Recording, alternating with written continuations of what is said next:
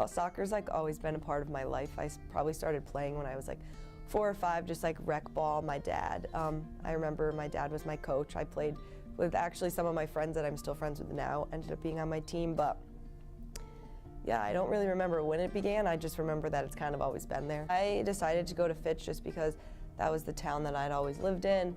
Those were like where all my friends were. And there's like a sense of pride playing for where you're from. I mean, I'm not gonna lie, it was a little difficult playing there just because we weren't the most successful program, but you still have some pride playing for your school, and it was kind of a nice time for me to like sit back and just like enjoy soccer almost and just have it be more of like a fun thing, because the majority of my soccer career has always been like so serious. So that's kind of, I took that as just go have fun, play with your friends, and represent your school.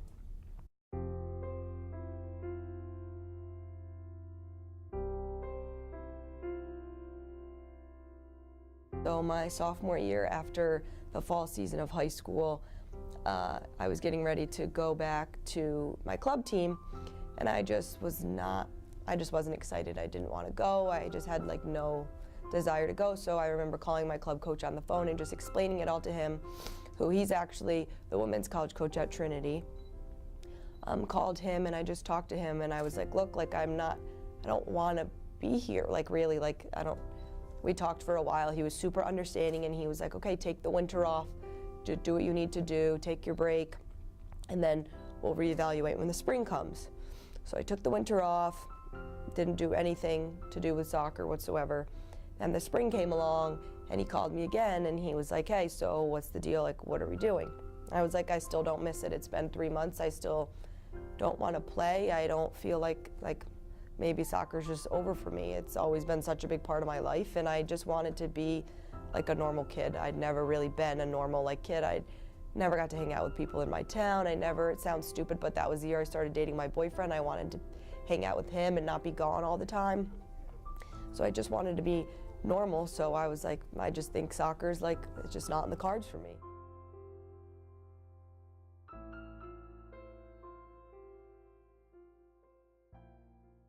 So then the whole spring went by, still did no soccer, and then my team was in the state cup final up in Farmington, and my dad and I went just because I missed the girls. I wanted to see them.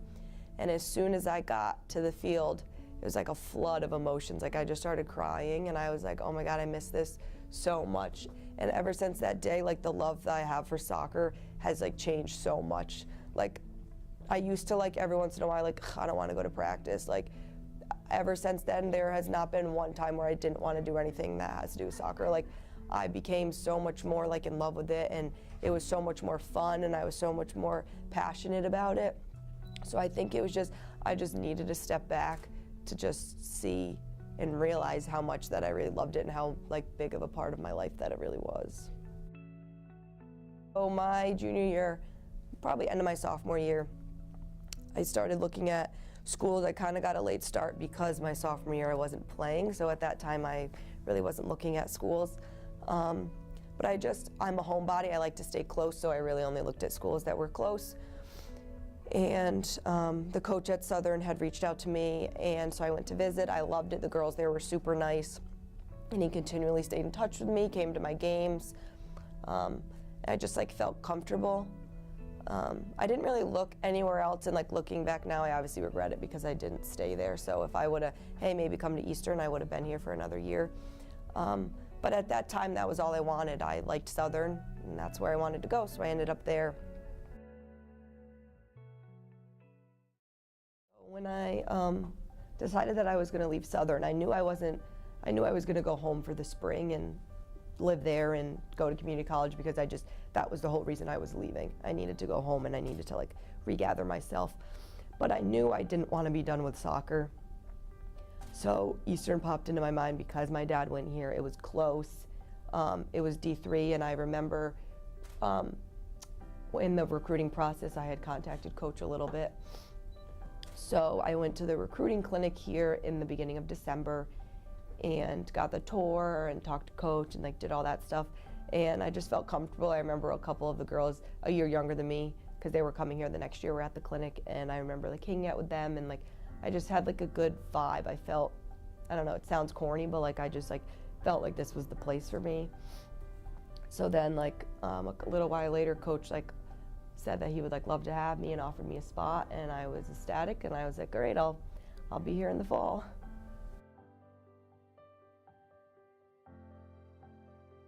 In high school when I quit, that was obviously a rough time for me, and then I fell in love with it again. And then at Southern, it wasn't that I didn't love it, I just like wasn't comfortable. So it was nice to like come here and just feel comfortable, have fun, and just know like, okay, this is like where I'm gonna end my soccer career, and I'm really gonna enjoy it. And I mean, the biggest part that I'm going to miss is like the relationships, even though they don't go away. Like the relationships that I've made here will stay with me for the rest of my life. The biggest thing coach has done for me is he's pushed me harder than anybody ever has, in every single way, athletically, academically, personally. He's always wanting us, all right, what's your next goal? When you achieve it, okay, what's your next goal after that? I've never had, and he doesn't do it in a mean way. He doesn't intimidate you, and he doesn't make you feel bad about yourself. It's always just like, okay, what can you do to get better? And that, I think, is something that, like, one of the biggest things I'll take away is like, our goalkeeper coach, Phil Stevens, always said at practice, like, never be satisfied. There's always something more that you can do, and there's always a way you can improve. There's always something better you can do, and just keep pushing and just keep becoming a better person. Coach really, really, really cares about us, like probably more off the field than he even does on the field. He always wants the best for us. If we're upset, he can tell, and he reaches out, and I know that has like really nothing to do with soccer, but in like the bigger picture, it really translates into it. Go to a school because you like it and because you're gonna play and you're gonna have fun and you're gonna enjoy it. Like, don't go to a Division I school because you were a Division I athlete. So that would be the biggest thing I would tell people in the recruiting process. And then just about being a student athlete, like, it's something that not a lot of people get to do. And it's just like a really special thing to not only continue your athletic career and continue to play where a lot of people don't, but to also be a part of something that is like, this team is different than any other team I've been on, because in a way, like, teams are families, but this team, you really are family because everyone's away from their family. So you're forced to, you're what each other has. Clears it back at the top. Gives up to Mustakakis. Here's a shot to the middle. Clarke trying to fight through it. Tries to get a foot on it. Here it goes again. And that goes in! Allie Clarke finds a way in. And the first goal of the game for the Warriors. Her 10th on the season. And the Warriors strike first in this Little East Conference Championship game. Well, my parents definitely are probably the biggest ones, between them driving me everywhere, paying for everything, spending countless weekends who knows where. So definitely like big props to them, because if it wasn't for them, I wouldn't have been able to do half the things that I wanted. And then like especially my dad, he's the reason. He played soccer, and he actually played soccer here, and he was the reason that I got into soccer, and that's kind of, we have a really deep bond because of soccer. So definitely like those two are the biggest. It's a big adjustment to go from having something be such a big part of your life to, for, I don't know, almost 18 years, 19 years, to then just having it be like gone. And it's not completely gone, because soccer will always be in my life, whether it's coaching or like my kids playing.